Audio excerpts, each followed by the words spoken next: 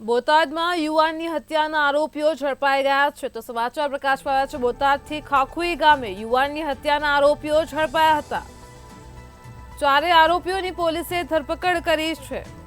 ખાખુઈ ગામે યુવાનની હત્યાના આરોપીઓ ઝડપાયા છે। કમા રાઠોડ સહિત 4 શખ્સોએ યુવાનને માર માર્યો હતો તો પોલીસે ચારે આરોપીઓની ધરપકડ કરી છે। વિજય રાઠોડનું ભાવનગરમાં સારવાર દરમિયાન મોત થયું હતું। કમા રાઠોડ સહિત 4 શખ્સોએ યુવાનને માર માર્યો હતો।